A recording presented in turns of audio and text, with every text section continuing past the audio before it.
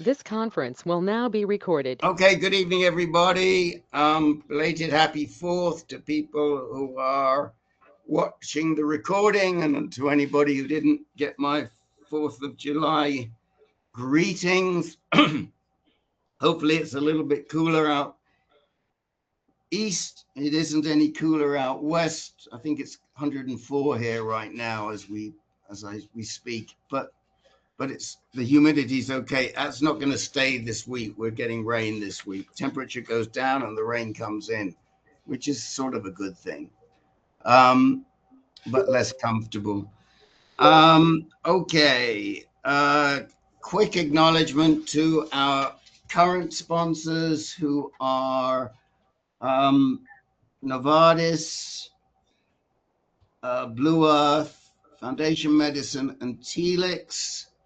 And we're hoping to announce one more very shortly. Still waiting for confirmation though. It's a very interesting issue. This particular sponsor is the reason why, if you look on our letter and our websites, and our YouTube feed, that we ask you to report adverse events because they have a clause in their sponsorship agreement that requires us to report your adverse events. And we've said to them, we can't do that.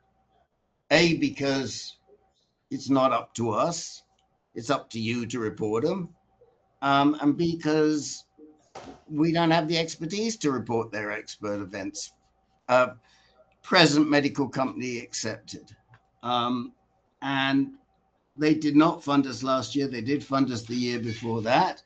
And we went to them and we said, we can't do it. And they said, okay, put that caveat in everything you write. And we said, that's fine. And we agreed.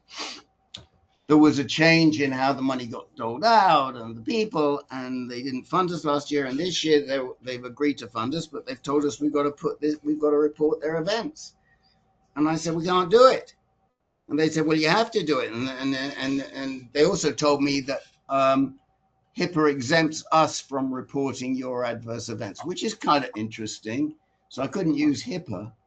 But then I turned around to them and I said, you give money to Zero. And Zero has hundreds of adverse events reported every day on their Inspire forum. I said, do they report all their adverse events to you? I said, I checked it out. There's like 400 complaints about the drugs you make or more. How many of those have you heard about? Well, that was 2 weeks ago and we haven't heard from them since.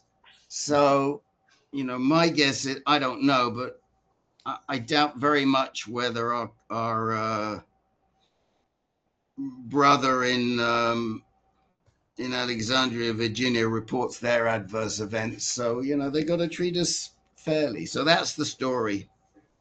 I am going to start today with Bob Reeder, who was with us a long time ago. I have his name in my database, but I don't have good notes on him.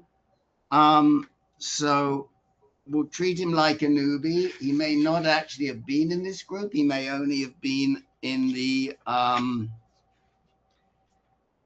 and intermediate group because he got treatment. So, Mr. Reeder, how old are you?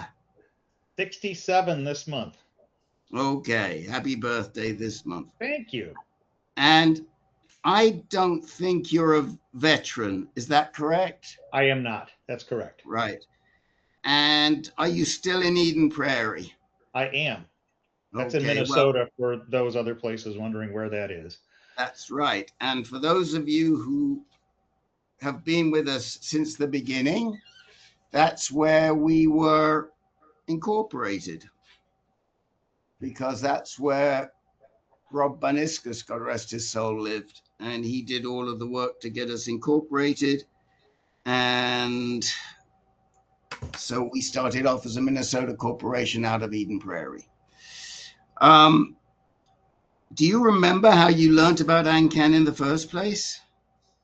I think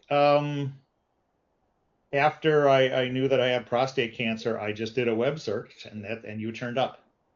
Okay. Well, if you do that same web search today, we should turn up quite a bit easier. Tell us how and when you were diagnosed and who diagnosed you. Okay, so I was diagnosed in the first half of 2020.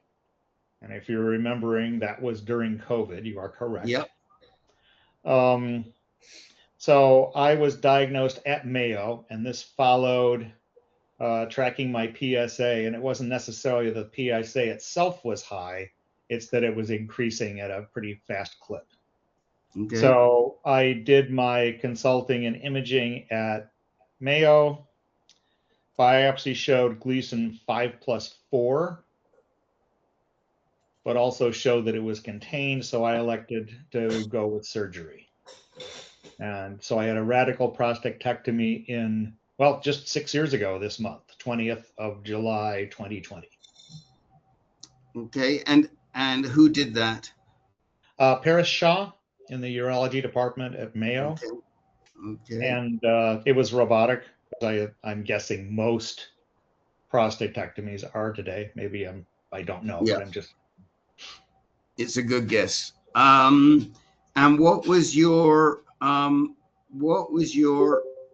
post pathology Gleason score? I didn't know that they took a Gleason score afterwards. Oh, no, that must be the one. I think afterward it was 5+3.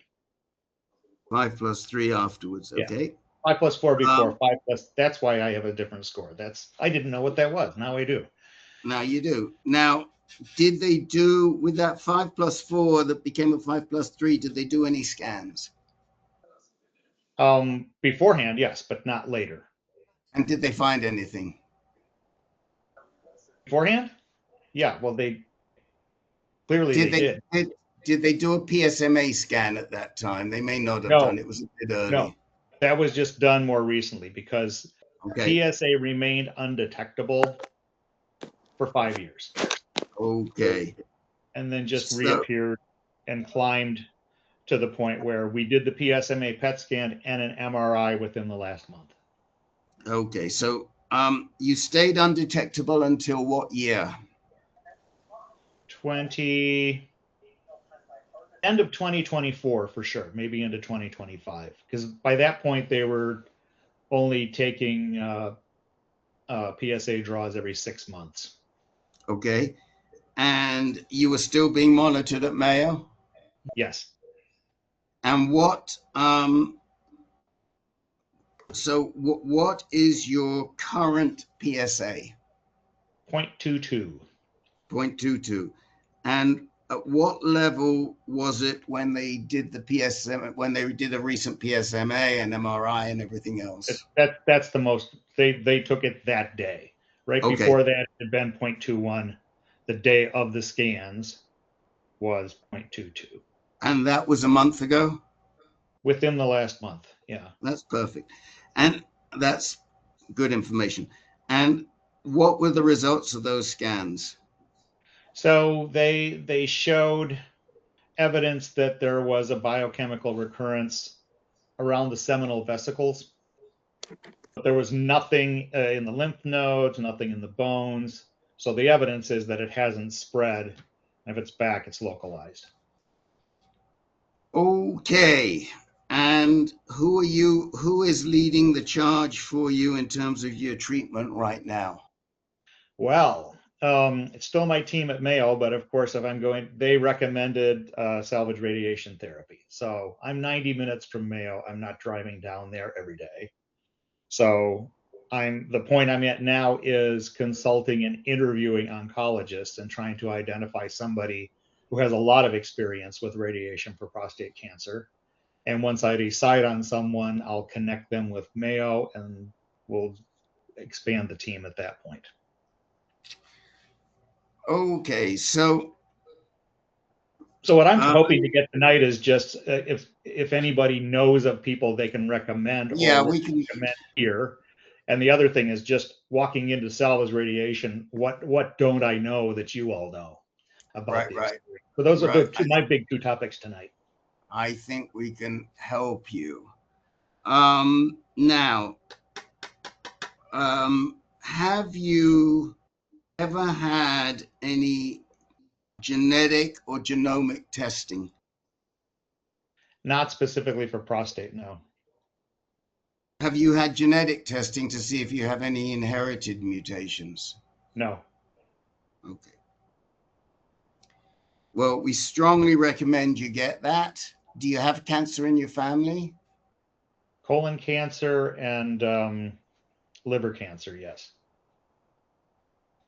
Okay. So we absolutely, especially if you have colon, we strongly recommend that you get genetic testing because there is a connection between colon and prostate. Who had the colon cancer? My father. Okay, so please ask somebody, whether it's your Mayo team, because I'd like to see you get that right away, or you can even ask your GP. Say they should have done it, they never did it. It was recommended, they never did it, and I really would like some genetic testing done. Now I had general genetic testing, but this isn't something that would show up there, correct? Well, I don't know what general genetic testing means. What test did you do? Have you done a color test? No, this was just a general.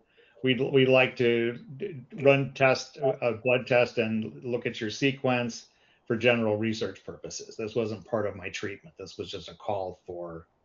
Okay. Well, they may not have told you in that circumstance. So to be safe, I would get just a inherited mutation test to see if you have any inherited mutations, and it's just a mouth swab or a blood test, but you definitely need to get that at this time. Okay. If you haven't done it, it's something you should be discussing with your doctor. It's called an inherited test or a germline test. Sometimes people call it, but just tell your PCP they never did it, and I really want to do it, and I'm concerned because my dad had colon and I've got prostate. And if your doctor is on the ball, he'll understand what the link is. But if he's not on the ball, tell him you want to rule out Lynch syndrome, Lynch, Lynch syndrome. Okay. Now, I'm assuming you get our emails, or are you still on our list or not? If not, I'll make sure you are. No, I get 2 emails from you on a regular basis. Okay. All right. Well, we'll check you out. We'll check it out. I don't know which ones. You also might find our Men Speaking Freely group of interest too. It's a very chatty and great group. So to come back to what you were saying, one of the big issues with Mayo, and we have other Mayo people in here right now, is that they are totally siloed. So one area doesn't like talking to the other area, who doesn't like talking to another area. Now you have a really good doctor at Mayo who runs the medical oncology group. And her name is Elizabeth Heath. She's also the chief oncologist for Mayo. She's really good. And that's one option for you. But if you don't want to, and then as far as radiation oncologists, there's a whole bunch of guys there who have a pretty good reputation and that you could choose from. But there's a lot of other interesting things that are out there. We would probably say, what about going to Masonic? Because we we think Masonic is good care, very good care. I'd probably send you first of all to Masonic is the U, right? yes. Yes. Okay. And I'd probably send you to Dr. AnCan to make an appointment. Tell him you're an AnCan guy, you've got recurrent cancer, and he will refer you, and then you would be under his care, and that's a really positive thing because he's an outstanding medical oncologist. The reason why it's intriguing is because there are a lot of trials out there right now trying to figure out how best to manage people like you. Mm-hmm. And can we just give you what's called MDT, which stands for metastasis directed therapy? And can we do that without giving you any other type of systemic treatment? There is a trial going on in Bethesda, Maryland at the NIH, NCI, that Robert Anderson, who's with us tonight, was part of, but he's had to get out of that trial, which is just monitoring you very, very closely for as long as they can. There's a fantastic trial going on that you would be eligible for at UCLA, that we have another gent in the group tonight, and we'll talk about that. And we may even talk about it right now so David can explain it because it's pertinent to you, because it might be something that you're interested in. That is a trial where they do metastasis directed therapy. So they would shoot the lymph nodes that, or the disease around the seminal vesicle. They may not think seminal vesicle is far enough out. That would be the one issue for you. If it were a lymph node, yes. Seminal vesicles, not so sure. And then they also follow it up with 1 or 2 doses of radioligand therapy. So that's another option. But I think that it's not really clear when the disease comes back as slowly as it does, like in your case, whether we need to hit you with hormone therapy this early. Some people would say yes, and some people would say no. What did the Mayo people say about hormone therapy? They're going to leave that up to the oncologist, or work that out with the oncologist once I choose that person. So they didn't give you. So my recommendation, immediate recommendation, would go make appointment with Dr. AnCan and tell him you need radiation, but you want him as your quarterback going forward, and see where he sends you. And he could probably talk to you about some of these other options. Dr. Alfredo has been kind enough to put Dr. AnCan's link in the chat window, which are the 2 squares. Saves me doing it, so that's perfect. I'm throwing it out to the group. Anybody want to comment on what you would do with relatively low-grade recurrence, maybe only seminal vesicles? Dr. John. Hi, guys. I'm not real familiar with Artera AI, but isn't it supposed to be able to predict who will need ADT and who won't? I think so, but I'm not sure. You're talking about post-surgery, right? Yeah. Good point. Yeah, you might want to look into the Artera AI. Has anybody had it here? Anybody done that? No. You might want to check out Artera AI. I think it's ARTERA.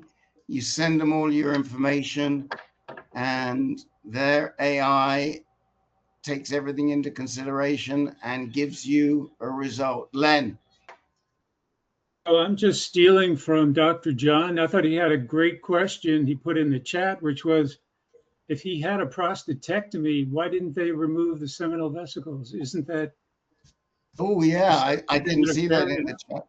They usually do, but maybe, but what I'm suspecting is it's not the seminal vesicles, it's around where they were, is what I'm thinking. Yeah. Well, they took around the margin, but also because of the nerve sparing, they might not have taken everything.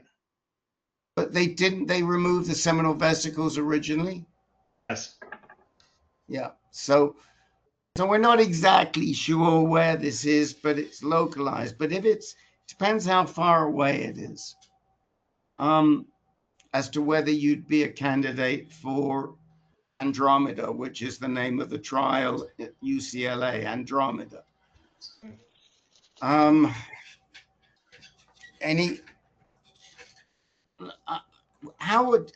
Let me first go to the mods.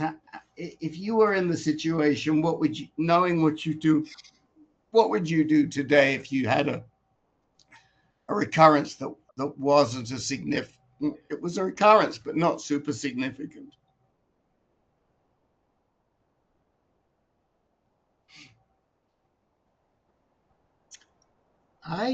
This is John. I think at the time when I was all worked up and scared and I wanted them to do everything possible to get rid of the cancer, I would have opted for ADT plus IMRT or SBRT. But now, with what I know, I think I would try to get away with not local treatment, but with treatment of the recurrence, and then see what happens to my PSA before moving on to ADT. Treatment how? You mean just radiation? Yeah. Yeah. You know, it's you tricky. do have Gleason grade 5 pathology in there. Right. You don't have any other biomarkers for us to go on, just that. Right. So is that enough to do ADT? Well, I'm sure I would have done it back then, but I think I'd wait and see what happened to my PSA after radiation treatment now. And in a sense, I think that's why it's good to talk to a doc like AnCan Heart, who is really on the cutting edge. And so he's seeing all of this less decreased intensification on the first recurrence. You know, we know that if you've got significant disease and you're recurrent, then we have to intensify, but there are in some situations maybe we don't. I don't know about Dr. Heath. She may be more all in, and she may be more one of these people who would say, oh, you've got to go, you know, I'm going to put you onto ADT right now. I don't know, but we don't have the experience. Len, you have your hand up. Yeah, wasn't there a recent, I can't remember now if it was a clinical trial or, you know, a retrospective study that showed MDT plus ADT was superior to MDT alone in this type of setting, post-surgical. So I think I would do both, is what I'm saying. I think there was, but I think it might have been where you had nodal metastases. Okay. I think. Yeah. We'd have to look, and I'll try and look, but I think that in a situation where we knew that there was disease in the nodes, I think it was that both made sense, but if it was BCR, I don't think that was included, but I can't look right now. Dr. Russell. Yes, just to clarify, seminal vesicles actually come from the testes. So you can't remove all of them unless you dissect all the way down. So they're usually transected. I wish Dr. Paul here would clarify that. So you're really not removing the seminal vesicles. They're just part of the specimen. So, Okay. these would be residual tubes that were outside of the prostatectomy. Got it. Thank you.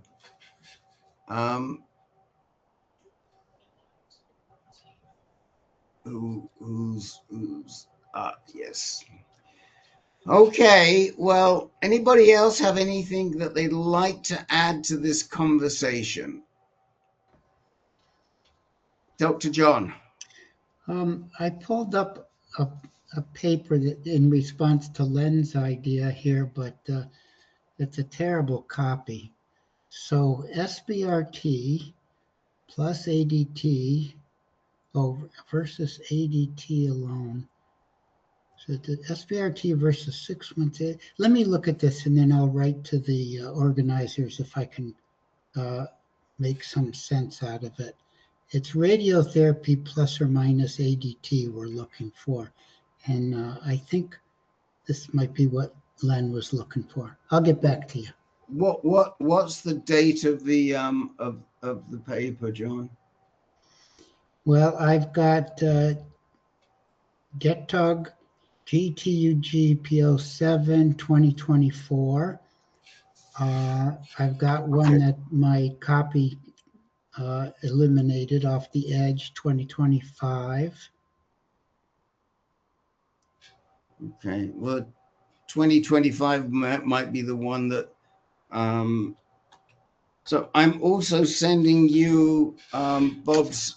I'm sending you Bob's email, John. Yeah, thank you. So you can, if you find anything, you can send it. You can send it to him. Okay. Mm-hmm. There you go. All right, Bob. Any other questions for us?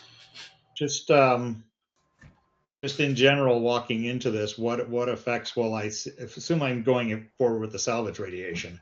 What effects am I going to see that I might not anticipate, if any? You know, it really depends on where exactly this is. Okay. And what they're going to radiate and how much radiation. Because it's not clear to me if you're a candidate whether they would want to radiate the whole of the prostate bed and across the pelvic girdle, or whether they could do something that's much more focused on a point of metastasis. You know, that's why I'd sort of like you guided by a really good medical oncologist. Yeah. And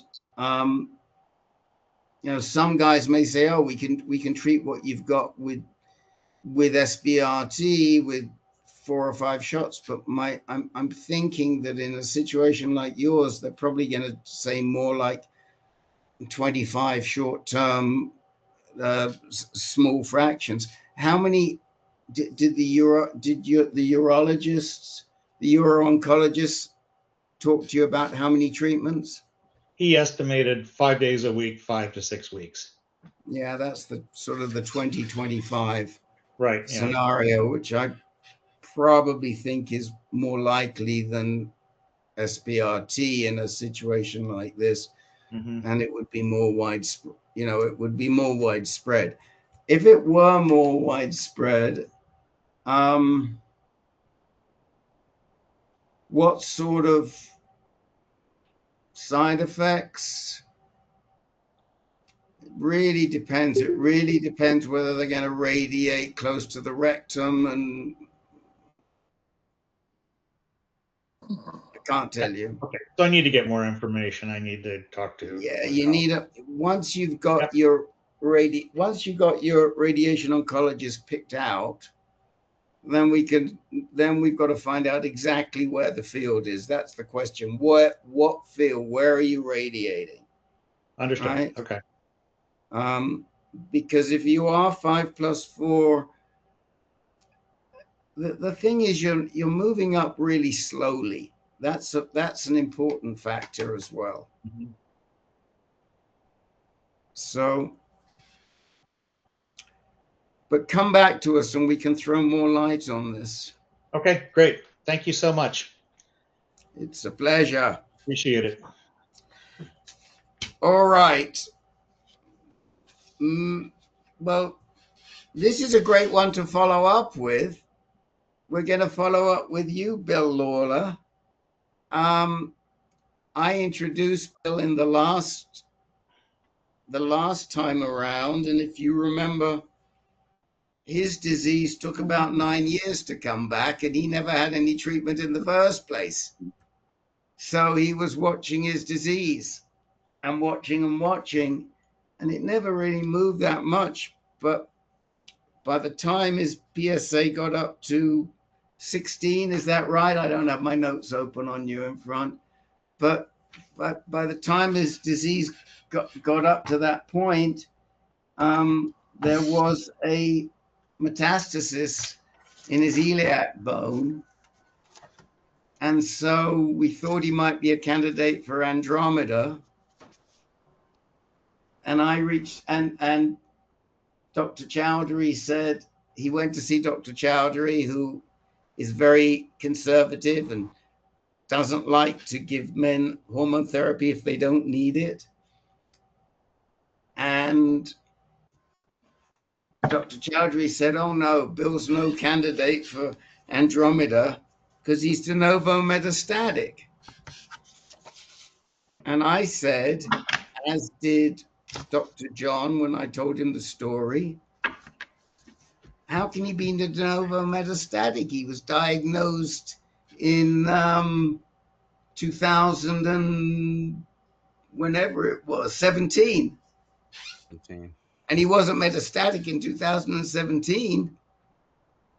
And I guess the bottom line is that when you create these trials, you create your own definitions. And Dr. Kishan came back to us and said, oh, he's de novo metastatic. Over to you, Mr. Lawler. Well, thank you, Rick, for your guidance and all the guidance that I get here in these meetings. It's outstanding. But I met with, as Rick said, with Dr. Chowdhury over at Dana-Farber and Dr. D'Amico, who's the radiation oncologist over there. And I started out with the folks at MGH, Mass General in Boston, and to get a second opinion. And now I'm all the way back around after having met with Dr. Chowdhury, who was a fantastic radiation, medical oncologist, and his recommendations. And he said, whether you work with me here or you work with Dr. Cornayate over at MGH, you'll have two of the finest there. And he said, D'Amico is going to give you the hard sales pitch about why to have your radiation done with him over in town as opposed to going up to the North Shore at MGH with Dr. Soto. He says either one will give you a great plan and you won't have to drive into Boston every day, which is like an hour and a half going in and 2 hours coming out based on the traffic flows. But 28 days. And both medical oncologists recommended the hormone therapy with Nubequa and Orgovox. Hope I'm pronouncing these things right. Orgovox. Okay, thank you. And which is hoping not to get to that part, but we're definitely going to be candidate for the hormone therapy, which was ordered and delivered to my doorstep, and it's sitting there and I took the first dose of the Orgolox this morning, and doesn't seem to be doing much in terms of side effects. I don't know how soon these things might kick in or not. That's a question I have. But so now it's a question of working with picking the medical oncologist and the radiation oncologist, and like Dr. Cutery, who's again fantastic. I'm leaning in his direction for that, and doing with Dr. Soto at MG in Danvers, and the guys at Dana-Farber introduced a third person to the party, who is a bone radiation oncologist for this little business on the iliac bone, and because the spot is less than a centimeter, and they're not in love with doing any treatment on this in time. They want to let it sit for 6 months and then rescan it and see what has changed. So I'd be curious to hear input about including this person as part of the team. And now I need to find out if the Mass General people will embrace this person. So my guess, Bill, is that when you go to Soto, the radiation oncologist at MGH, he will take care. If you do need the iliac bone the iliac spot treated, he'll do that himself. I would bet dollars to donuts. It's probably because D'Amico just doesn't do that, so he brings somebody else in because he can. But it's really rare. In most cases, whoever is doing your salvage radiation will also deliver the spot radiation.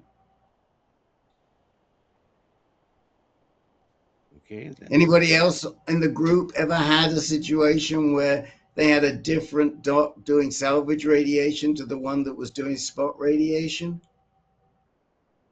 Two different radiation oncologists. So we got 44 people in here right now, and it's really rare. Get the message loud and clear.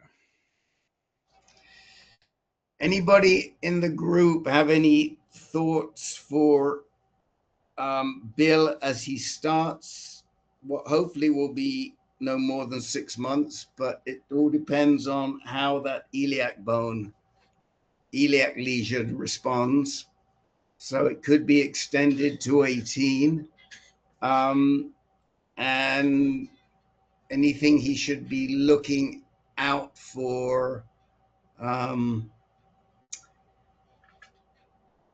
in terms of organizing his radiation. And Dr. John reminds me that, yes, you need to get your germline test and a somatic test possibly too. I have done the germline test there. Oh, you did the germline? Yeah, that's the and it was a hereditary thing, right? Yes, and you did that and it was negative? It was negative. Okay. So. And what was the other one? Well, the other one is a somatic test on the cancer, but we'd have to, in your case, well, He's metastatic.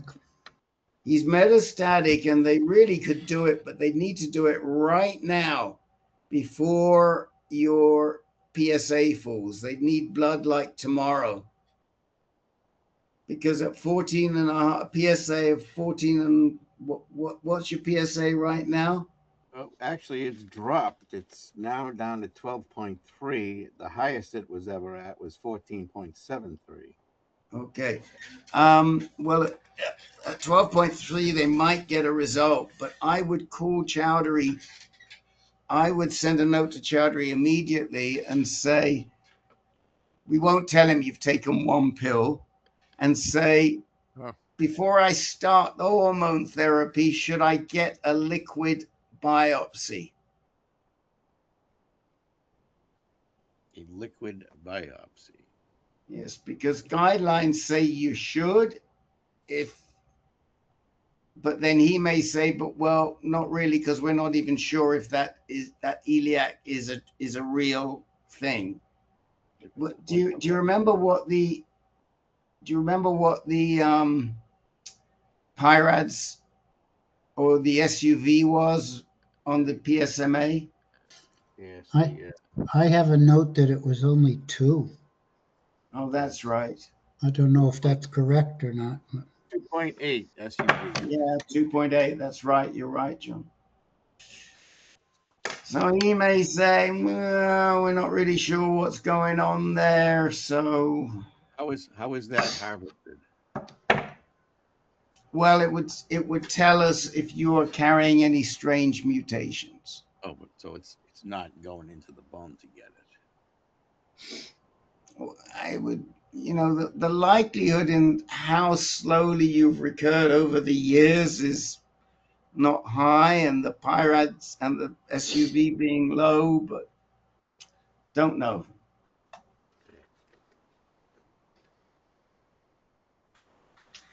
I asked about something like that, and he wasn't in favor of going in that direction. Okay.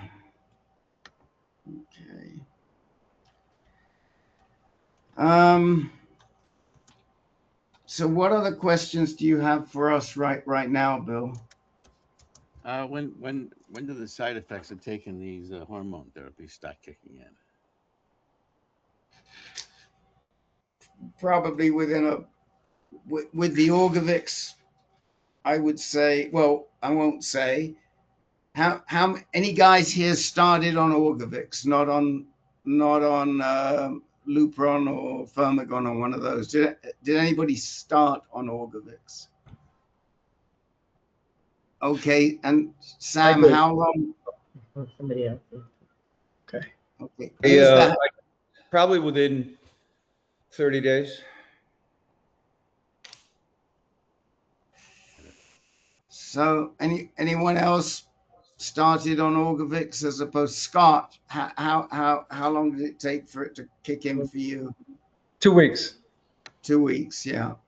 I'd think a couple of weeks, Bill. Yeah. And what was it? Scott, you want to talk about how you felt? All I got with that was hot flashes. Flashes? And tired. Hot flashes and a little bit of fatigue, but it was more hot flashes. And one of the gentlemen in the group talked about a cooler, one of the fan things. This works fantastic. Yeah. It works phenomenal. Okay. Yes. It goes around your neck, and Neil Sundstrom, go ahead. Yeah, I had the hot flashes in the the wristband. Ember 2 worked very well for me. But Bill, keep up the exercise. It's really important that you exercise daily. It'll keep the side effects to a minimum, or is in check if you can. No, I do about 2.5 miles on the treadmill every day. It's great, and you've got to do a bit of resistance as well, Bill. Yeah. So get some weights there and start moving those weights around. Steve Rue.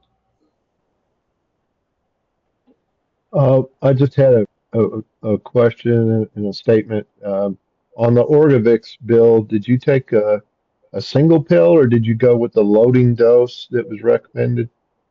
3? The loading dose of 3. Okay. Yeah, I had my first fatigue feelings hit me in about 2 weeks, and I got to echo what I just heard about trying to stay active and doing some kind of exercise of any kind will really help with the fatigue. And that was what I didn't have a big issue with hot flashes, in my case. Did you have a DEXA scan, a bone density scan? recently? Yeah, that's on the horizon. Okay. Okay. I know that that's a concern with ADT is to watch out for bone loss. So Yep. keep that Very good. in Yeah. mind. Make sure that you get that DEXA scan. Yes, Sam. Yeah, two other suggestions. I had a fan on the nightstand next to the bed that I could turn on when the hot flashes woke me up in the middle of the night, and that was kind of helpful. I also experienced a frequent urination, so I really stayed away from caffeine and any other stimulants to reduce the incidence of the frequency of urination. Thank you. So once we get the you start feeling some side effects, and if you're troubled by the hot flashes, we got a bunch of tricks up our sleeve, which are not which don't involve drugs to begin with. So there's a wrist gizmo called EMBR, EMBR, and there's and there is a EMBR. Somebody will put the link in the chat window for you. And there's this fan that Scott showed you that goes around your neck that people are using that they found very helpful. So we've got stuff to help you. But let's first of all see, because some men don't get bad hot flashes. Other men are crippled by them, so we don't know where you're going to be. Okay, I'm going to move on if that's okay, Mr. Lawler. Again, thank you all for your assistance and guidance. It's been quite a journey. And Rick, don't promote me again, please. It's a pleasure. All right, next on my list is Barry. What's on your mind, Barry? Well, the comments to Bill and Bill's situation is the perfect segue into what I wanted to report tonight, which was a couple 3 weeks ago, 3 weeks ago, because I missed you in treatments. Someone brought up the neck fan, so I bought one on Amazon and want to reaffirm that they are very good. Now, with the downside of this is that they blow air up the side of your head, and after a while it kind of drives you a little bit crazy because the air rushing by your ears is annoying. So then I tried taking the fan and putting it inside a shirt. That reduced the noise level, also reduced the cooling effect, but was actually quite interesting and helpful. So I'm here to report on a couple new products that I do. My exercise is primarily working outside in the gardens and mowing and all that stuff. So I was intrigued with the idea of cooling the inside of your shirt. Came across a number of lightweight vests. One of them is called a Midian cooling safety vest, and I'll put a link in the chat here to it from Amazon.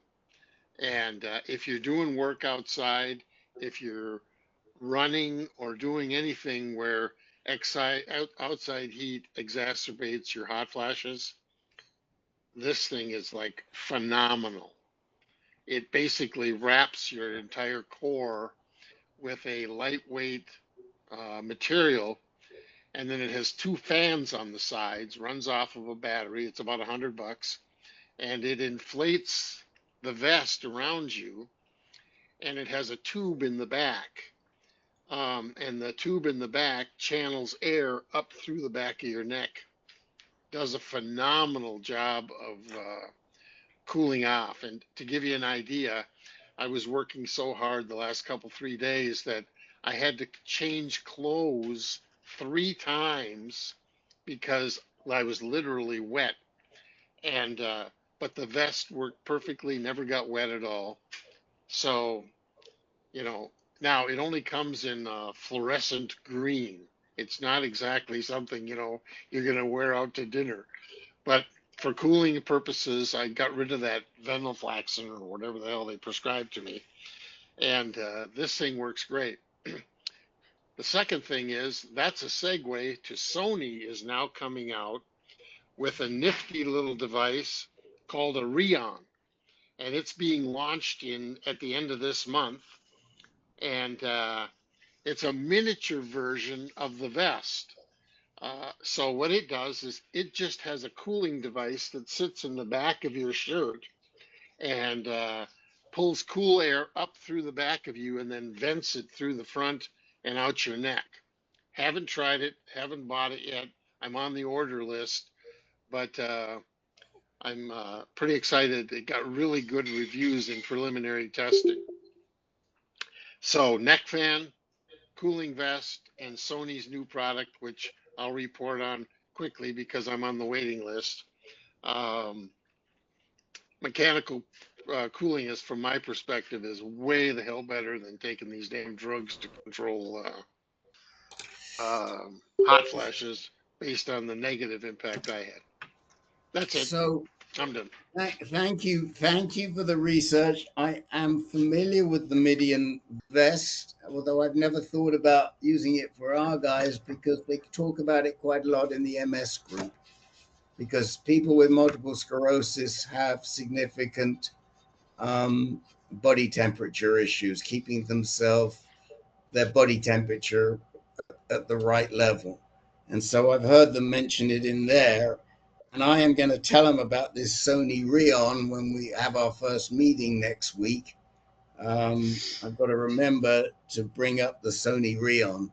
So, because that might be a really big, great gizmo for all of our multiple sclerosis people. Dr. John, you have your hand up. Yeah, we speculated last time that the dry mouth and oversensitivity of the tongue were due to venlafaxine. Did they go away once you ditched the drug? It's about 80% better. It's been getting slowly Okay. better. Good enough for me. Yeah. Thank you. Okay. Anybody got any questions for Barry about these great cooling devices? Well, again, I guess we can call you the king of cool, and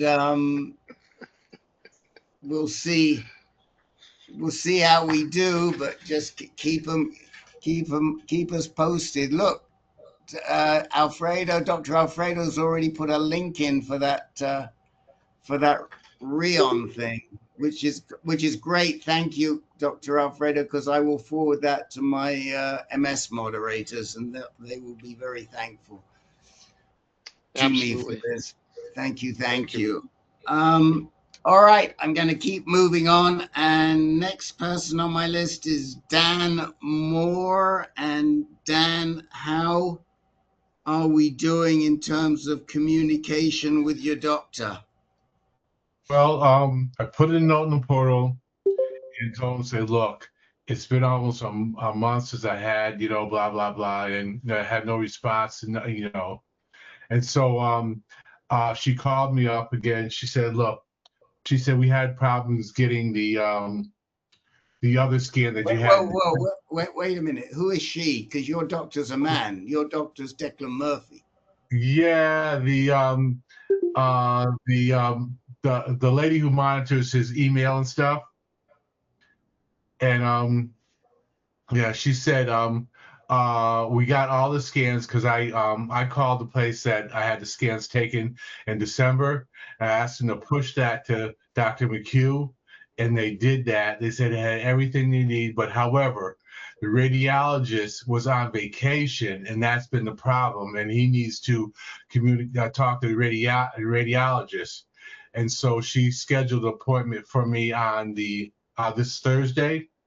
and so I should be talking to him by then, because radiologist should be back by now. He should be able to have the conversation with her, and then offer me some advice of what he plans to do or suggestions.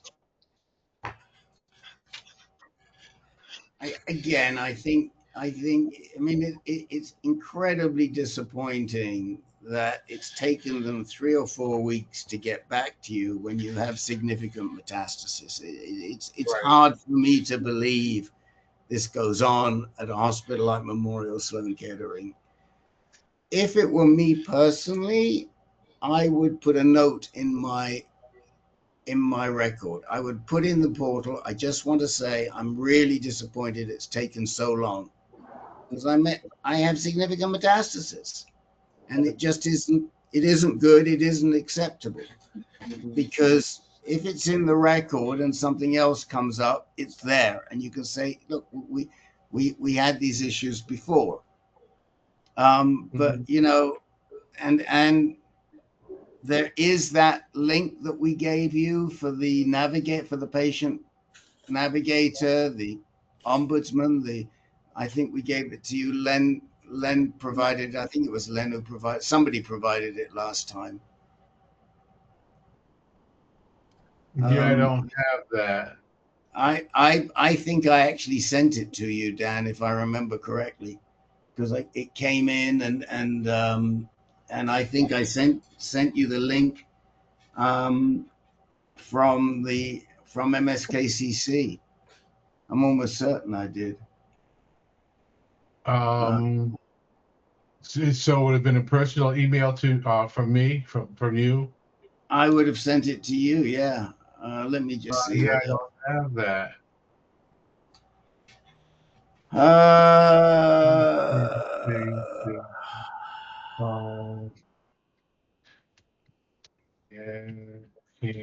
Rick. Anyway, we'll see if we can.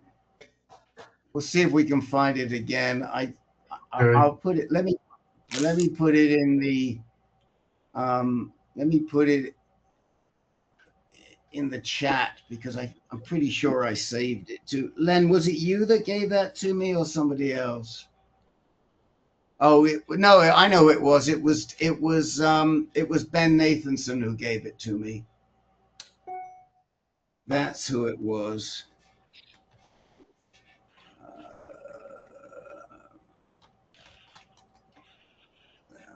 Okay, well, I'll have to send it to you afterwards if you don't have it. I was sure I sent it on to you.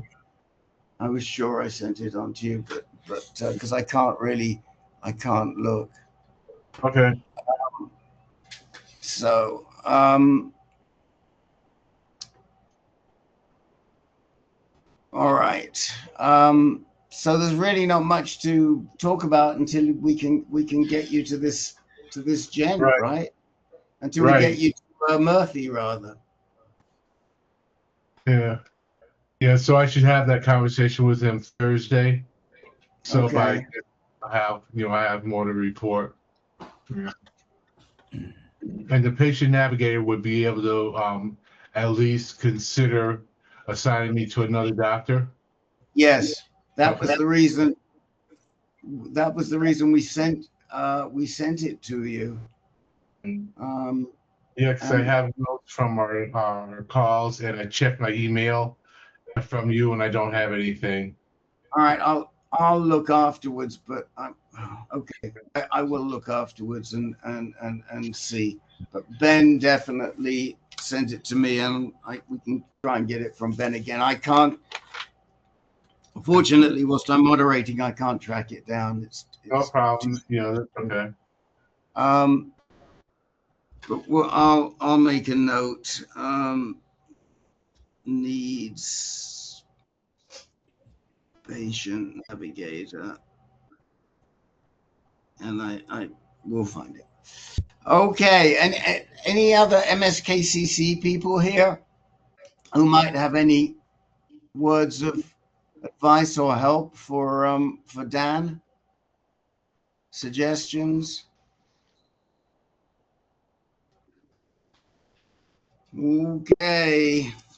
So when I talk, I plan to tell him how disappointed I am because, you know, it's been a month, and there's no word for him. So I'm gonna see what he says, and then take it from there. I mean, Len, you have plenty of experience with MSKCC. I mean, don't you find this a little strange?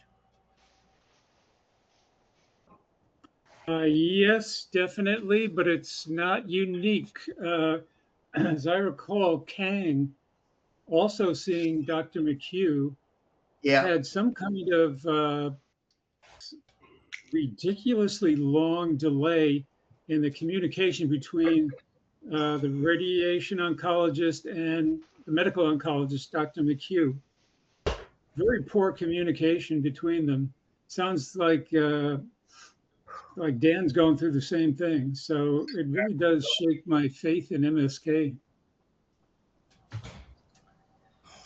Yeah, I just don't know whether you're right. And that was one of the reasons Ben was upset, because he's trying to help Kang right now. And, you know, it seems like this is definitely an issue with Dr. McHugh. So I don't know. I don't know what to say. I don't know what to say. Let me see if I'm looking to see if I can find that. I have the meeting. I know when that meeting happened, and it's aggravating, but we'll find it afterwards. Okay, we're moving on. We're moving on to David O.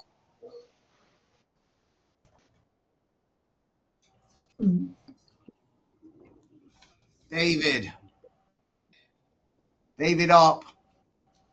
Your microphone is on, but you're not there. Are you there, Mr. Op? Yep. Can you hear me? Sure. Yes, now we can hear you. Okay. Yeah. I was just out at Mayo Monday and Tuesday. I had completed 37 months of doublet therapy in March, and we took a treatment holiday in March.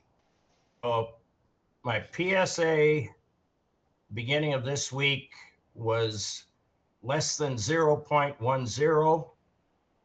Testosterone is still showing at less than 7. That hasn't increased yet. The PSMA PET CT that was done came back with no signs of any cancer anywhere. Also did a DEXA scan. It had been 2 years since I did one. The lowest reading on that is still in the normal range. That was a minus 0.08. That had changed slightly from 2 years ago, where it was a minus 0.06. So doing good on the cancer front. Testosterone is slow to recover. The one thing they did find on the PSMA scan, they came up with a transverse linear insufficiency fracture of the right inferior iliac bone.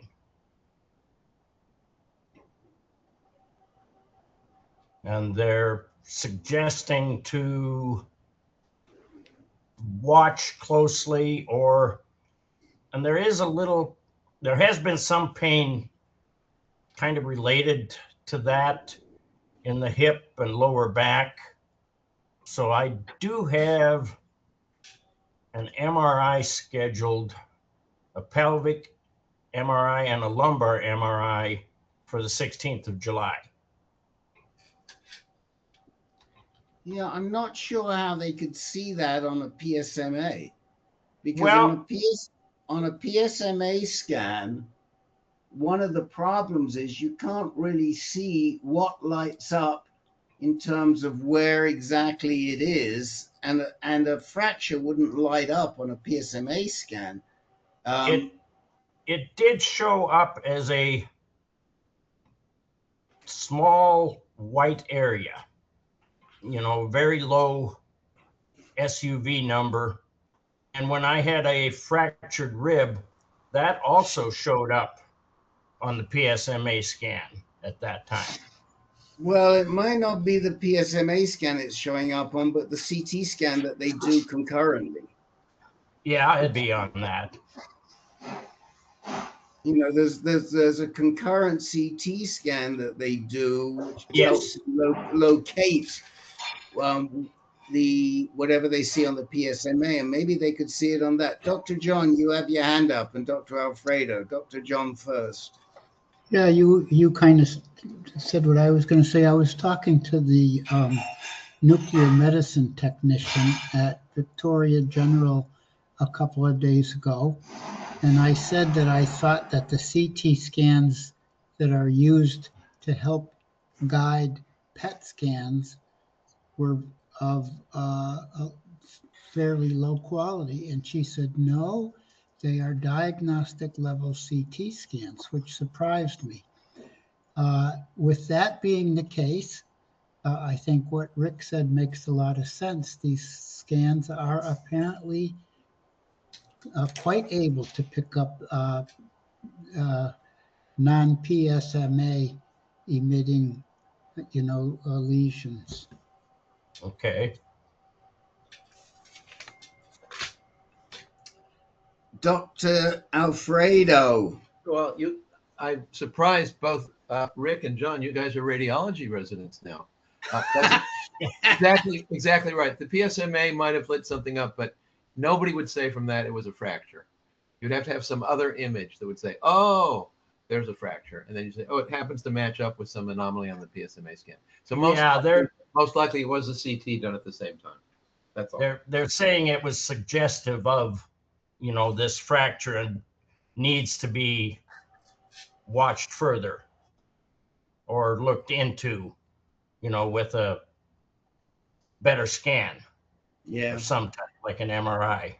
Yeah, I mean, I think the bigger issue, and again, we've got a few docs in the room, fortunately, is even if there was a fracture of the iliac wing, what do they do about it? There isn't much they can do. That was the other thing I was going to say. It's a big bone, unless it's a huge fracture. You can't put the pelvis in a cast very easily. No. If you were doing some activity, I can't even think of what it would be. I don't think running, maybe if you're a marathon runner, maybe if you're a rower, I don't know. You'd have to be doing some activity that would really stress that bone. It's a pretty big, strong bone. I kind of am, I'm not a radiologist, I'm just an internist, but I'm kind of in the camp of, okay, good to know, but we're not treating it. We're not yeah. I'm active on the farm. I mean, there's times I'm carrying 50 pounds, bags or pails, occasionally lifting more than that on it, and it's something that did have me concerned on it, and when they talk about an insufficiency fracture, that's usually related to osteoporosis. Yes. And yet my DEXA scan is all in the normal range. Yeah. I mean, I don't know. I would use the word artifact for this. And I would say you're not going to have a repeat scan of anything for the fracture, but the next time you get a scan for some other reason, certainly take a peek down there and see what it looks like. So you may have a CT scan for some other reason, but this fracture to me sounds like, good to know, but not something we're going to pursue. Yeah, I mean, they're doing an MRI scan next week for him. Well, there you go. Yes. Take a peek. Yep.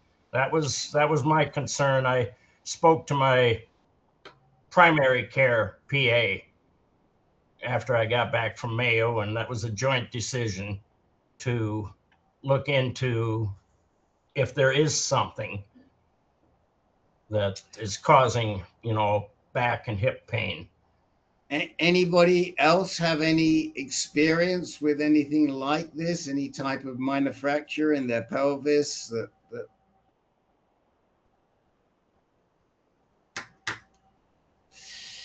Okay, I don't know what else we can do, but report back to us, David, and watch those 50-pound bags.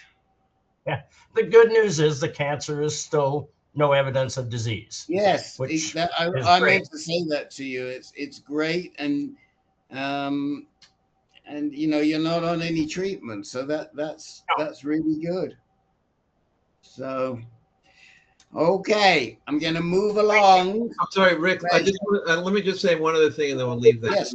Yes.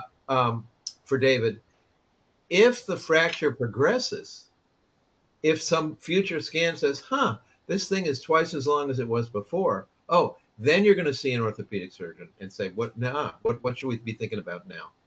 Yeah, and I think it's unlikely, but I don't want to fail to mention that. Yep. Thank you. Okay, Ed, you're up. All right. Just a little update. I had my quarterly blood draw this month. PSA still undetectable. Testosterone's undetectable. I had a slight rise in the AST blood draw. It's supposed to be less than 35. It's at 36. So he said not to worry. He says it's not that high, but he just thought he'd mention it. I've got 11 more injections to go, and hopefully then I'll be done. That's all I've got.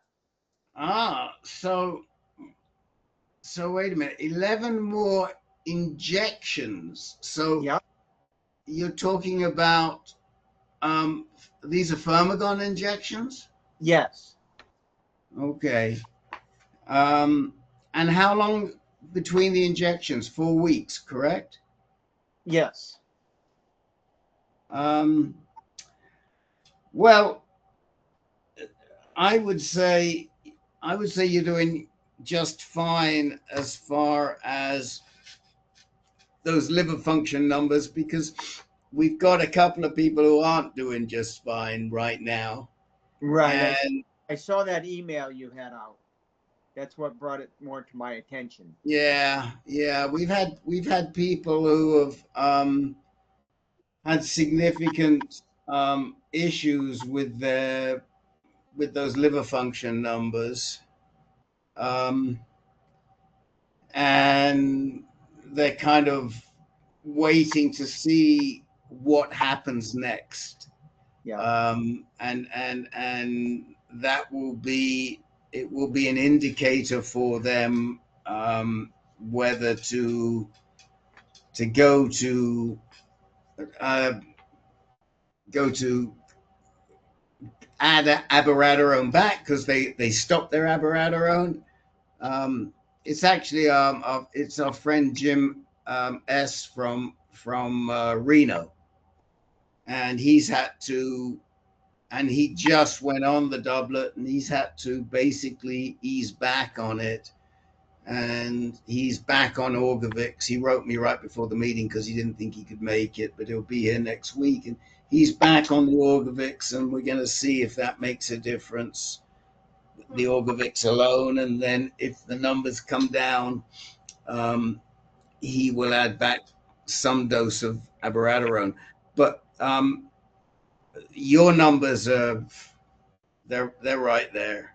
Right. You know, right. I don't think you have anything to worry. So essentially, you're holding steady, right? Yeah.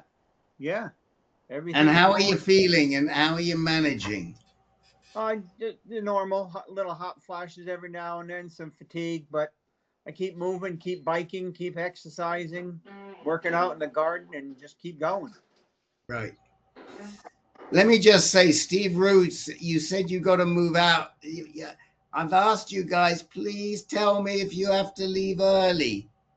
I even put it in the reminder this week. So because it's not good for us. Hang in, and we'll come to you next. You know, look, we want to help you, but you got to work with us. You got to let us know if you got to leave early. So sorry, Ed, I didn't mean to cut you off, but I just saw that. Yeah. That's it. I'm all set. Okay. Anybody want to? Anybody have anything for Ed before we go to Steve Rue? Okay, Mr. Rue, you had an update for us.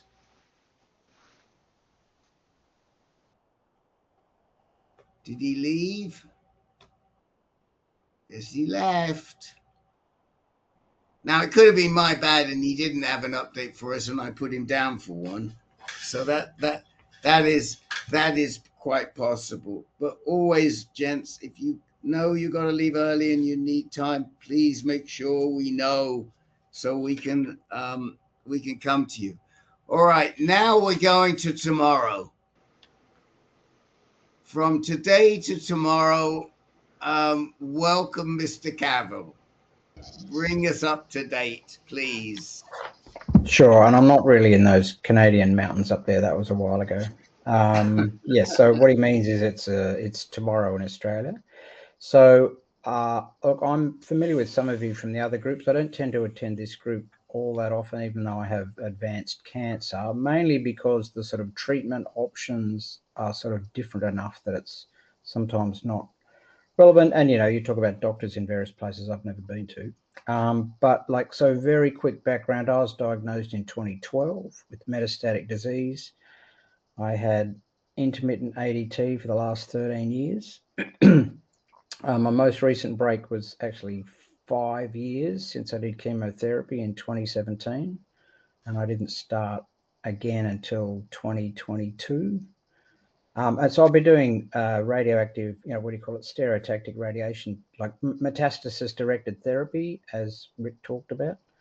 But the most recent batch of that didn't do very much. So I started darolutamide, and I think I lasted 6 months because of the fatigue. And I was going away on holidays to Europe, and I went, oh, I don't want to feel like this when I go on holiday. So I just stopped again.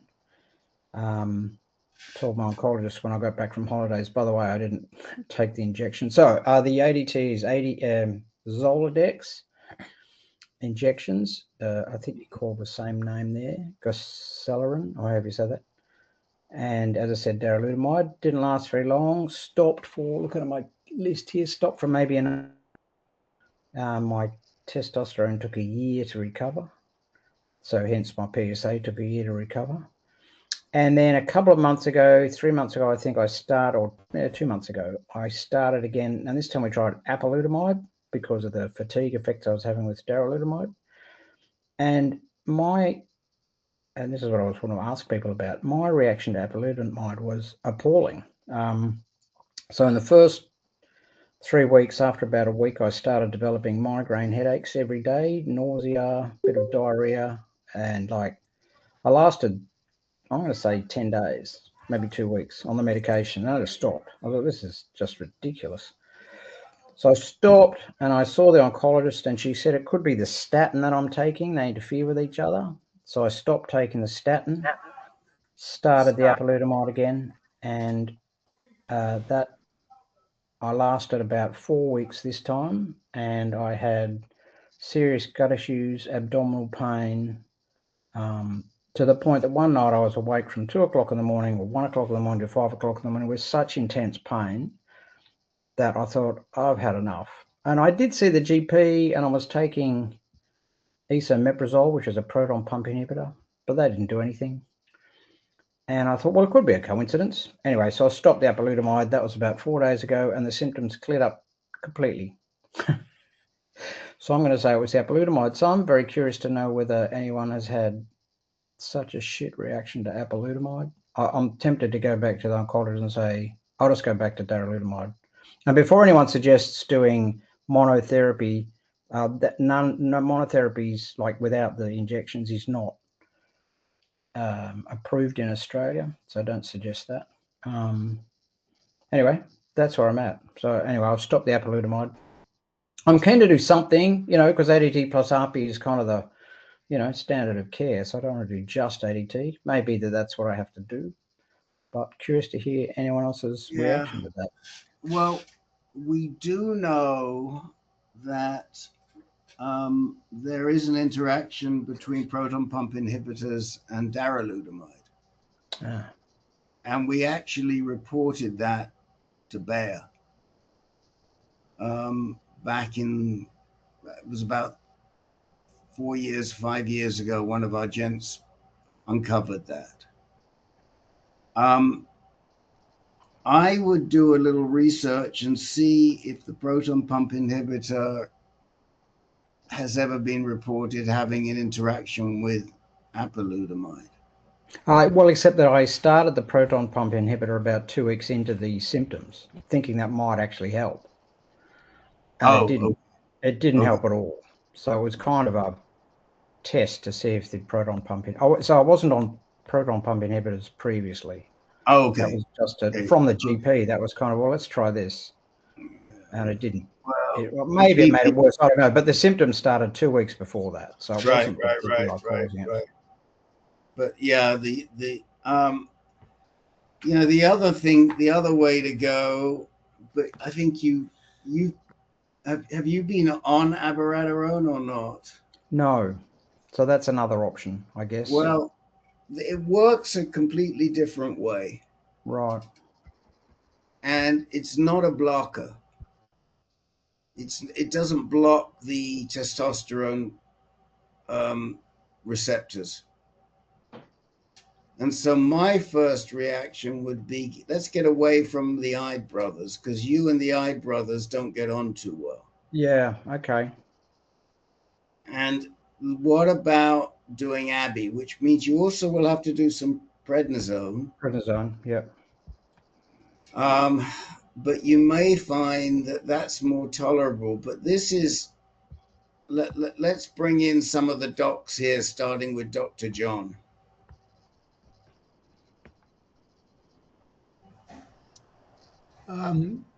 You have any heart disease or blood pressure problems, Steve? I don't have a card on you, so I have. No. Okay. And no arrhythmias or palpitations or anything like that? Yeah, no heart problems. I had slight circulation problems. Like I had a provoked DVT a few years ago, and I had a, what do you call it, amaurosis fugax a while ago. So I started taking aspirin, but even my GP or my oncologist said, I don't know why you're taking aspirin. So who knows? But yeah, not really. Certainly no heart issues. Yeah, I don't see why Rick's idea about abiraterone would be a problem. Yeah, look, interestingly, the first time when I stopped taking the daro, she said, well, maybe we could take abiraterone. But that was like a year ago. And then when I restarted, she said, all right, let's try apalutamide. So I don't think she'll have any problem. That's my oncologist saying, let's try it. I must say, I was a bit skeptical about abiraterone because I didn't really want to take prednisone. My wife was on prednisone for 5 years, and it was not getting off it's hard work. But, well, the thing is you only need to take enough prednisone to balance out what's being lost by the abiraterone. You don't have to go to above normal doses of prednisone like she probably did for some inflammatory conditions. So if it's done nicely, just right, you shouldn't have any trouble with it. Let me check. That's a matter of checking like cortisol levels or something. Well, you probably don't even have to do that. Let me check with Len about this and make sure he agrees with me. But I don't see a problem. I think that people are not really careful with prednisone dosing sometimes, But I think if you take care, you shouldn't have difficulties. Completely agree, John. The dose of prednisone that you get with abiraterone is just to replace the physiologic cortisol that is suppressed by the abiraterone. So don't worry about that. And also, Rick and John, I agree with both that since the lutamides are not working for you, Abby would be a good option to discuss with your doctor. That's good. Let me ask you about the darolutamide, because it's very unusual that people get extreme fatigue with darolutamide, particularly when you take it for the first time. And how long were you on darolutamide when you started feeling fatigue? Right away? No. Sorry. Yes. I've been on the ADT for probably 3 months, and that makes you feel a bit fatigued. But then when I started the darolutamide, I fell off a cliff. And even the doctor said, yeah, well, that's pretty unusual. But I think maybe Rick's right. Maybe I just like the Ide Brothers. Maybe they're not for me.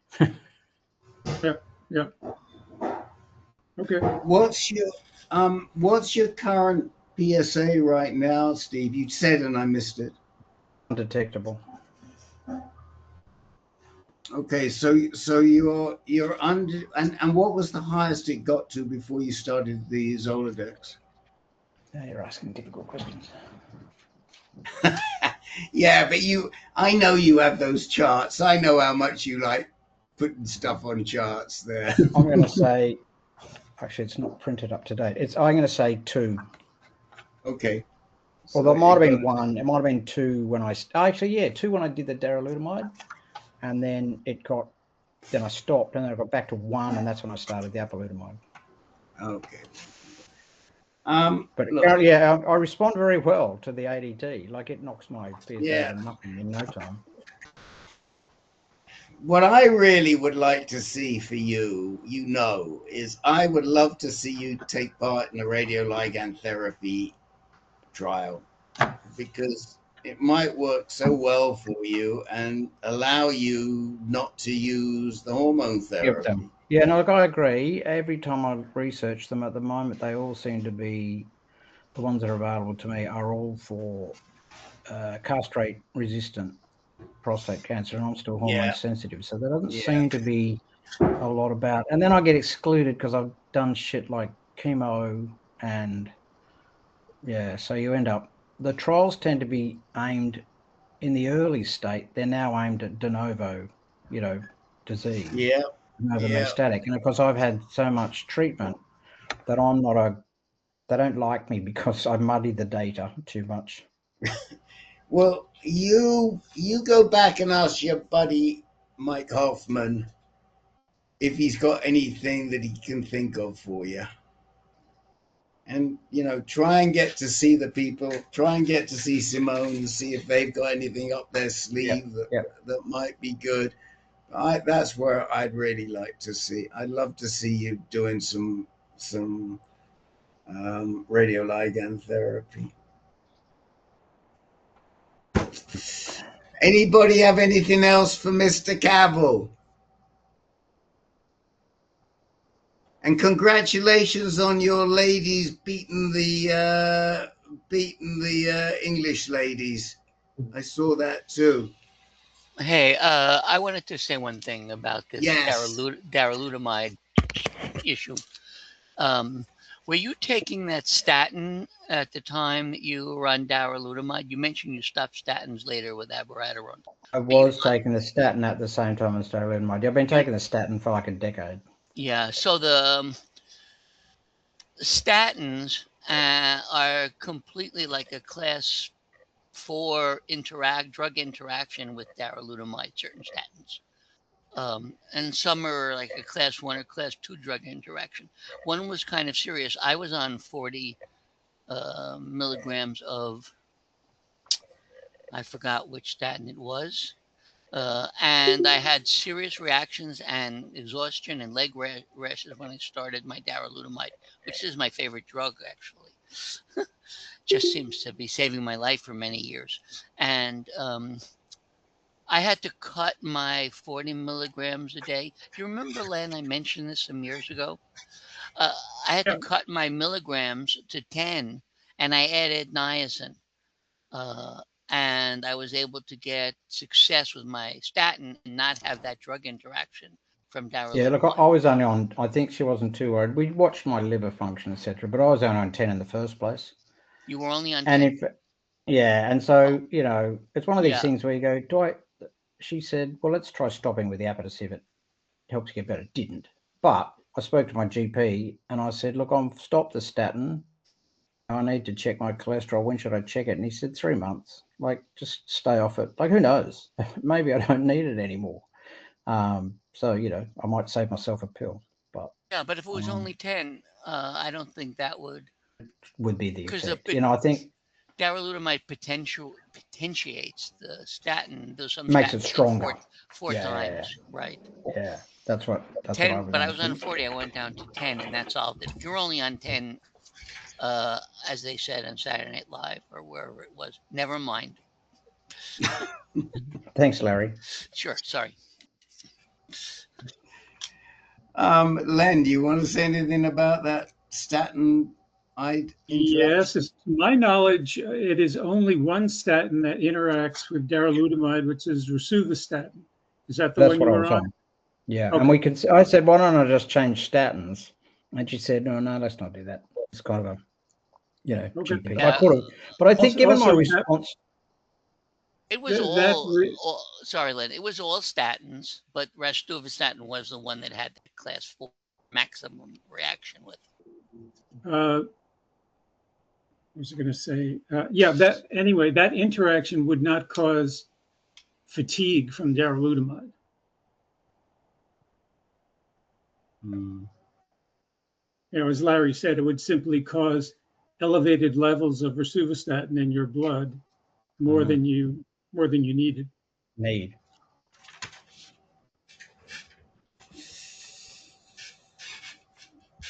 Okay, who else? Oh, Dan, you have your hand up.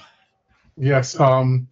If he goes to abiraterone, Abby, and have to take the prednisone, if you have any issues with like blood sugar, it could affect that. You know, I was borderline diabetic, and once I started taking the Abby, it pushed my A1C up above the, you know, and so I'm no longer, you know, borderline. I am a diabetic, and I have to take 10 units of insulin a day. So that's one thing you should also be aware of. yeah, I think that might be why she was concerned. I am diabetic, but very, you know, marginal, if that's a word. I take metformin at the lowest dose, so I think I should be all right. But obviously, that's something you monitor, and if you react badly with your blood sugar, then I'll go with Rick's idea and find a radiopharmaceutical trial. All right. Thank you, everyone. Well, thank you, and don't be a stranger in this group. We love having you in this group. We can tone it down. We can figure out how to tone it down. The Dr. problem Jack. literally is it's Tuesday morning, and it's always there's things on. I know. I just wanted to say, you know, the glutamides all increase the amount of statins across the board, which increase the amount of blood sugar, because the statins, the higher the statin, the more you're going to be susceptible to prediabetes, and so it's kind of a vicious cycle. So I think you mentioned before that your blood sugar keeps going up, and you're taking metformin to minimize that, which is good. But keep in mind that as long as you're on the glutamide, it's going to increase the tendency for your blood sugar to go up if you're on the statin. As the statin goes up, the blood sugar goes up. Okay. We're working along. We're doing great. Let me tell you who we've got. 3 people to get to right now. We've got Russ, we've got Dennis, and then we've got Dennis, we've got Russ, and then we've got David Muslin. So we're doing great, and I think we'll get through to everybody in the next 20 minutes. So Rick? Dennis, yes. I just wanted to tell you who came in after you took attendance in case you have time. Well, I will, once I've gotten through my guys, I will we'll go through them. So Okay. anybody who has anything that came in after the 5 minutes, please hang in and we'll check with you because I'm happy to stay on longer. But what I'm aiming to get through all of our guys who are here timely by the top of the hour. So Dennis Young. Yeah, I just want to. Yes. I just want to let you know that after Chang was promoted, my new medical oncologist is Schweizer. Oh, okay. That's good. Yeah. Yeah. I told him that you guys recommended him, so. And what did he say? Well, he didn't answer. He didn't answer. Okay. How did that come about? Did you ask? Did you go in and ask for, say, the Schweizer or Larry Fong, or how did that? Yes, I did. I went and asked. I said that I thought they would be appropriate people based on your recommendations, and they put me there. Okay. All right. Well, Schweizer's good. I mean, don't wait a minute. Who else is with Schweizer? Steve L. No, you're with Larry Fong. We've got somebody else from your area. We definitely have. Oh, I know who it is. I think it is RJ, and he left. Mm-hmm. Unless I saw him drop out, but maybe he came back. But I think RJ's with Schweizer. So, and how are you doing, Dennis? You know, I'm finishing up my ADT. I've got another 4 months or so of Lupron and Abby, and you know, the side effects are keeping me down, but I'm working through it, trying to do as much exercise as possible, and hanging in there. What other side effects are really bothering you? The brain fog still and the bad sleep?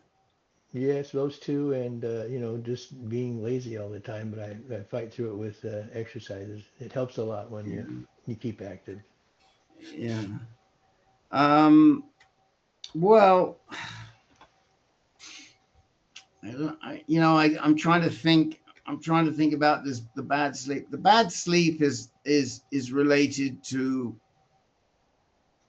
the hot sweats. Yeah. That's where it's coming from. The hot flashes. And I urinate a lot too. It's 5 or 6 times a night. Yeah, because I was going to say we could take care of that, but then, you know, the nocturia is another issue too. Yeah. We'd have to get you onto, you know, the Mybetriq or something like that, Merbegron for that. But again, I would be talking about that to Schweizer and see what he says. Absolutely. When are you when are you 4th, seeing him? August 4th is my meeting with him. Well, make a list of what's bothering you. Hand him the list when you walk in. Write it down. Hand him the list so that way he'll cover everything for you. No problem. Gotcha. And see what you can do. But does anybody have any suggestions for the nocturia? Well, we've got the Dr. Jack solution, which we all like, which is the urinal under the bed. Yeah, I do that already. Yeah. Okay. Under the nightstand, not under the bed. Excuse me. The urinal on the nightstand. But you've got to be careful with that you don't throw your arms around. You know, when you're so you gotta be careful, but it sure beats walking all the way to the bathroom and the toilet. Yes, so it does. That helps a lot. And you know, the Ember gizmo helps a lot of our guys with better sleep at night. You put it on that night setting. What's it called? Ember, EMBR. I think somebody put it in the chat window. Yes, it's right in the chat. Ember Labs. Jeff Markey put it in. Scroll up on the in the chat. Uh-huh. And now we got this thing you can put around your neck. and people sleep with that, and they're finding that it's very helpful. All right. So we'd like to get your quality of life improved. You bet. So, okay, anybody got any other suggestions to help Dennis improve his quality of life? He's exercising, but he's still got the brain fog and he's still got bad sleep, but at least he has a new oncologist. Yeah. Right. No hands coming up. It's all right. Next in line in that case is Russ, who never talks to us anymore. So this is a big deal today. Russ, this is a big deal. You gotta unmute before you start.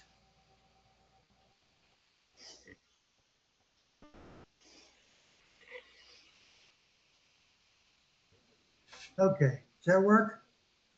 Yes. Okay. I have been on Orgovix and Nubeqa for 3+ years. And I do a PSMA CT scan roughly every 8 months. My PSA has always been under 1. My testosterone has always been under 10. This is going back 3 years. The PSMA CT scan, which I did in November of last year, was showing 2 shadows, one in the prostate and one on one of my ribs. These had been there for years, and they kept getting dimmer and dimmer, and they said, don't worry about it, it's probably just a shadow or scar tissue. So as of November last year, I thought, wow, this is great. So in April of this year, I decided to get off the Orgovix and stay on Nubeqa only. I did PSA and testosterone every month, all the way up through June. Again, PSA under 1, testosterone under 10. Then my test results came back at the end of June for the PSMA CT scan. The 2 shadows that I had, which had basically disappeared over the years, are now what they call active. And I have 3 new lesions on different parts of bones. My metastases, as far as I can understand, is all bone. No organs, no soft tissue. And I tried this experiment just to get away from some of the fatigue and maybe some of the hot flashes.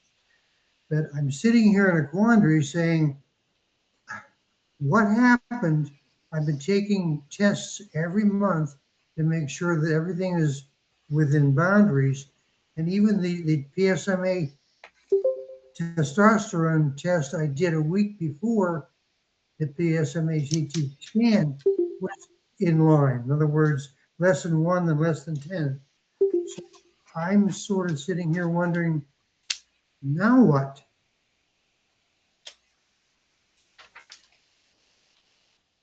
Got quiet real quick. Sorry? I said got quiet real quick. I don't know what. No, we weren't sure if you were finished, I think. Okay. You still see Dr. Estafiou? No, never got a hold of her. I wrote, I emailed, never got a hold of her. Because she's the one that gave you that trial off medications a few years ago. Well, it seems to me you went off ADT, you got increased disease, and so you go back to the conditions under which you were doing well. And pending a discussion with your oncologist, I just go back on Orgovix. That's what I have. I went back on Orgovix last week. But my concern is what I'm trying to understand, and I don't, is that my PSA and my testosterone, which are done monthly, have been extremely consistent for 3 years. Yeah, but we know. Yeah, but we know, Russ, and you've heard us say it so many times, you cannot rely on the PSA. You cannot. So just, I mean, your concern is, well, my PSA never changed, so how come these bone mets got bigger? And where exactly are these shadows that you're talking about? The original two big problems, one was a shadow within the prostate gland, and one was on T3. They had been hanging around for a couple of years, and every time I got a PSMA CT scan, they got smaller. And in November of last year, they said they couldn't really see them. It was Okay, so the one you're concerned about is T3, and there is something in the prostate gland, correct? There was. It had diminished to the point that in November of last year, I was told, "Don't worry about it." Basically, Right. it's What did we just see from the PSMA that you just got? Both of those two items are back. Right. They That's what up, I'm saying. So they lit up, and I've got 3 new ones. Oh, and you've got 3 new ones. Okay. Yes. Where are the 3 new ones? All in the ribs, basically. Okay. So three new. Can I help here? T4 and sacrum. T4 and sacrum. Hello, Miss Regina. How are you? Yeah, the boss is on the line. Hi, Regina. I gotta behave. 3 sacral and what did you say? The rib, sacral, and where? And T4. T4. Okay. So, I think the issue here is we do have to be careful about making our own self-medication. Do you have a quarterback doctor right now? Yes, Spires. Where's Spires? In Florida here. He's a urologist. Pardon me? Is that with Florida Oncology or not? No. Okay, can we tried before to get you to Dr. Guancial. Can we get you to Dr. Guancial? That was, my goodness, 3-4 years ago, yeah. That's right. She was with, I forget who she was with, not Moffitt. No, she's Florida cancer specialist. Florida cancer specialist. Is that who you're with? That is who I was with way back when, before I got involved. Okay, who are you with now? Who are you with now?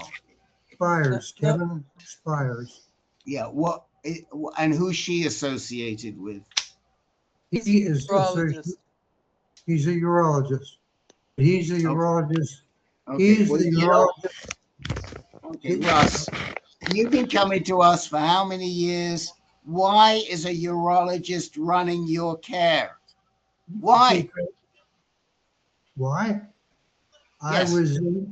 I look at it, I was in a maintenance mode. The only thing that any doctor was doing was writing prescriptions for me for Orgovix and Nubeca. But you never know. You never know. So here's what you got to do, right? And I really mean this. Get your ass over to Dr. Juancial. How do you say it, Len? I've got to say it properly. You said it right. That's the way she pronounces it, Rick. Yeah. Which is? Guancial. Guancial. So you've got to. Oh, no, I'm sorry. It's guancial. She pronounces it guancial. Guancial. So you've got to get yourself over to Guancial at Florida Cancer Specialists. All right. As long as you don't have, and you're not with another doc with Florida Cancer Specialists, you can get to her. And, Bob Schwartz is doing really well with her. Len does really well with her.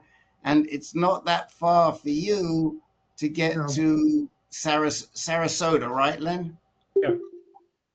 It's for me, it's about a 3-hour drive, no big deal. We tried again with her, and she wasn't taking any new patients, and that's when we got in with Dr. E. Well, she's certainly taking new patients now, and if you cannot, if you cannot get in, they say she's not. I don't think it was with the new patients thing. I think it was the Florida cancer specialist issue that was the problem.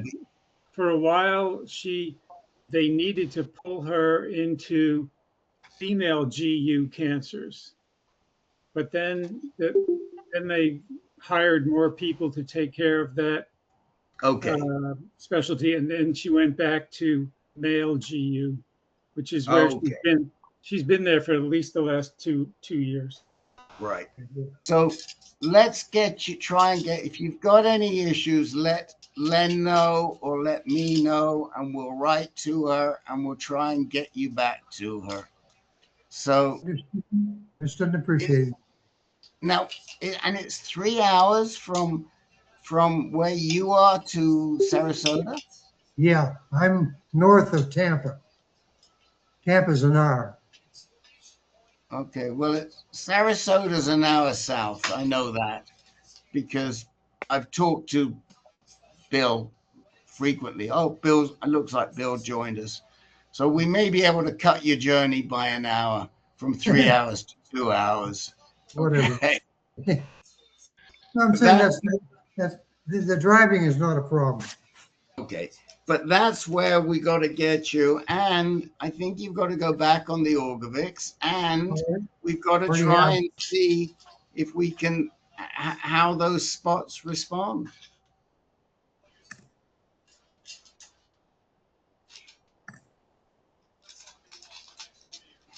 Yeah. What has me confused is I was off Orgovix for 3 months, but in the 6 months overall, which include those 3, PSA and testosterone didn't move. Now I know they're not totally accurate and all that, but it's the only guideline I have to work with. I can't go back and go in and get a PSMA CT scan every month. They won't let me do it. No, but you can get a CT PSMA scan every 6 months. I do that. I had one done in November of last year. That's the one that basically was nothing there, a couple of shadows. They said, "You're doing great."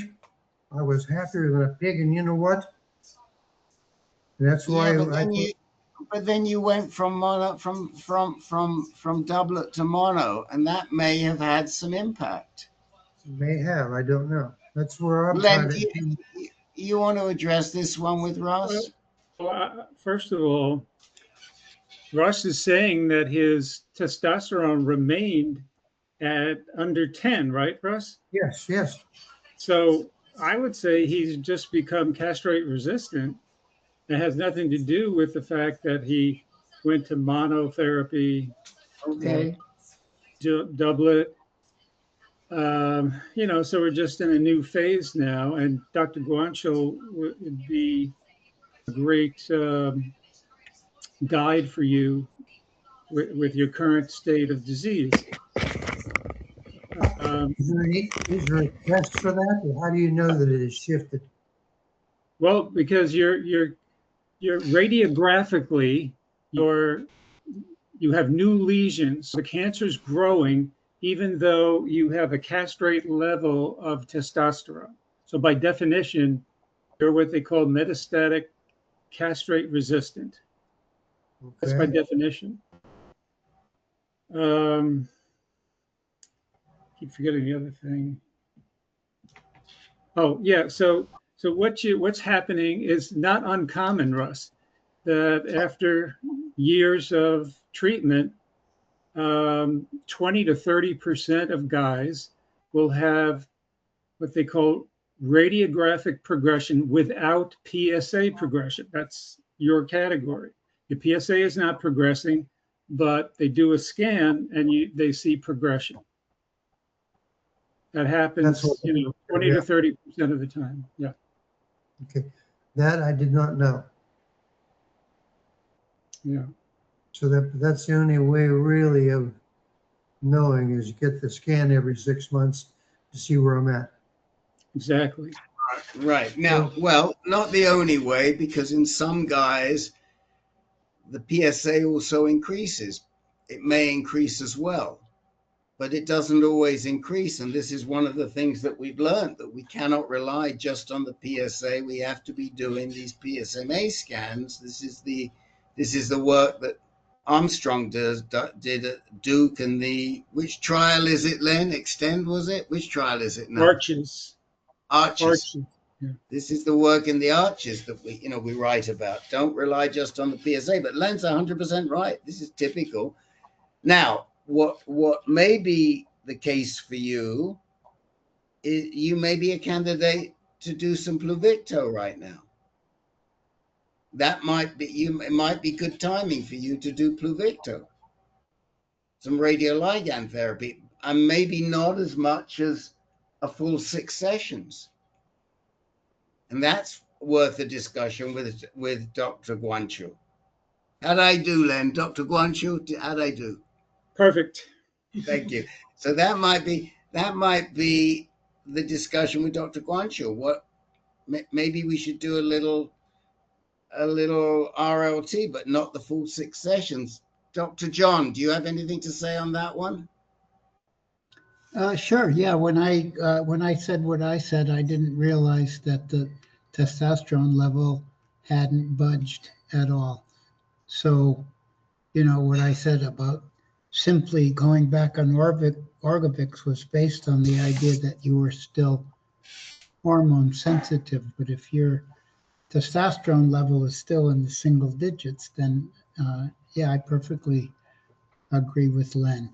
And if you, assuming no molecular abnormalities that would take us to a different form of treatment, Pluvicto sounds like a nice choice because you're clearly expressing lots of PSMA, which predicts that the Pluvicto will take the lutetium to the cancer cells accurately. But usually it's done on a backbone of doublet therapy, though. Wouldn't it be still wise to go back on Orgovyx? I think so. Yeah. We can't give you that sort of medical advice, so it might I've make been- sense. Go ahead, Regina. I didn't say anything, but he's already gone back on the Orgovyx, the beginning of July.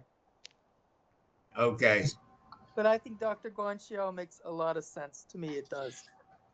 Yeah. And if she'll take him, we'll call her. I think you got to get down there, go see Dr. Guanchu, and we'll get you straightened out with Dr. Guanchu. Okay. Alrighty, that was my concern. Thank you. Okay. Are you okay, Regina? No, I've had a really horrible 2 years. Name it and it's gone wrong. I currently have cancer. Oh, dear. It probably shows. Yeah, I can see. Where's the cancer? I have something called HER2 positive breast cancer, which Right. is already in my lymph nodes. And I Right. had all the tests every year and everything. Nothing showed until this year. And all of a sudden it was Okay. there. And it's Okay, grade so 2, sorry. so it's not nice. Sorry. I'm sorry to hear that. I'm sorry to hear that. But I have a good plan in place with Moffitt, which I'm going for the cancer treatments. I have somebody called an elderly oncologist, somebody who specializes in older people. Oh, I know who that lady is. Yeah, she's great. Yes, she's really good. Yeah. We've run across her before. She's really good. Yes, so we have a plan in place. So first I go through 5 sessions of chemotherapy, which is horrible. After the first session, I had nonstop diarrhea. After the second, right. We can't get into it in this group. Not the right group, but okay, I'll stop. But I'm yes, just saying I'm miserable. yes, I got you. I got you. All right. Thank you So for asking. yeah, I can. Okay, Mr. Muslin, you're the perfect segue to come in now and finish us off with radioligand therapy and the trial that you're doing, which Cavill will be interested to hear about as well, I'm sure. Yeah, so Steve, I'm doing the ANDROMEDA trial at UCLA with Dr. Kishan. And been accepted, all done. I'm going there for my first, and I ended up getting the two cycles of lutetium versus the actinium. It was either get lutetium, 2 cycles of lutetium, or 1 cycle of actinium, and I got the 2 cycles of Pluvicto. So I'm going to go there on the 27th of July and do my first cycle, and then 6 weeks later I'll do the second cycle, and then 4 weeks after that they'll do a PET scan, and then they'll start SBRT radiation. And that's the story.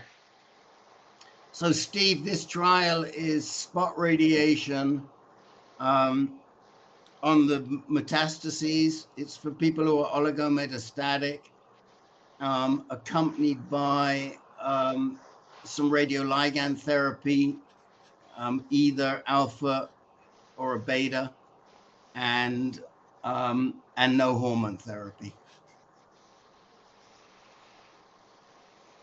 So yep, you're muted if you were trying to say something. Yeah, I was just going to say, I'm just looking at it now. It's on the Cancer Council Victoria site, so there you go. Why do I not know about that? There's too many fucking trials. All right, I'll read all about it.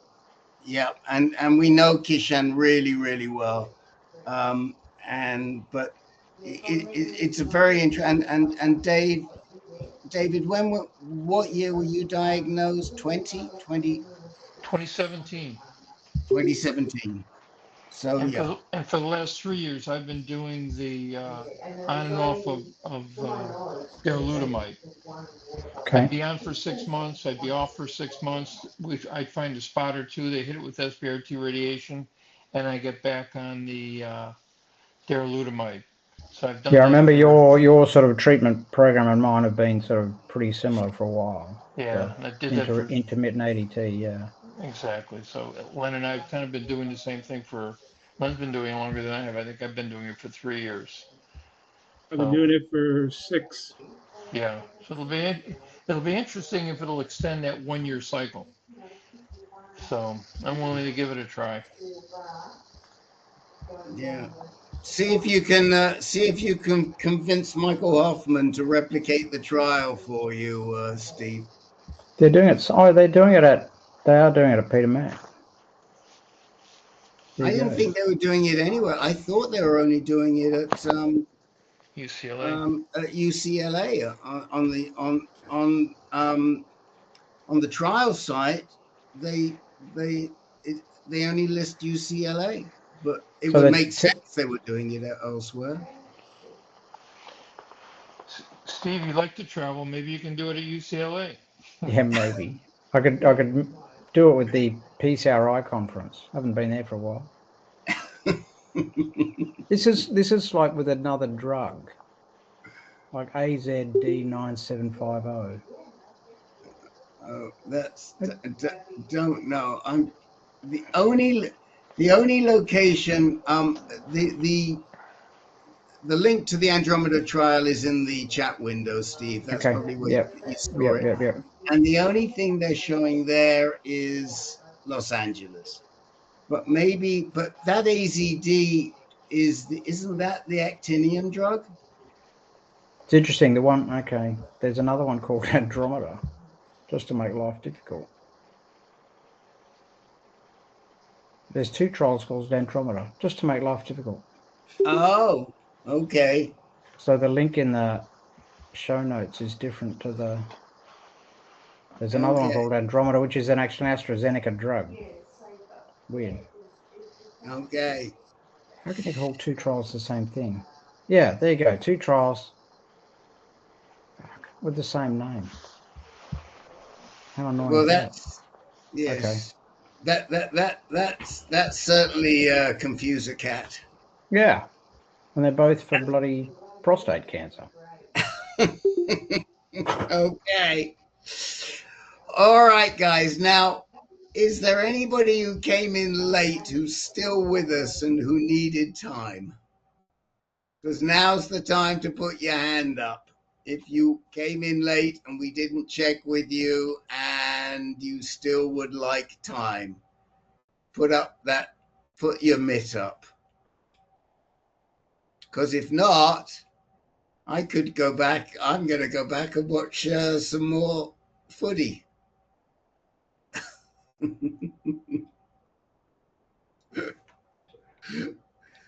Second the motion. Thank you. So next week, Dr. John's in the hot seat, and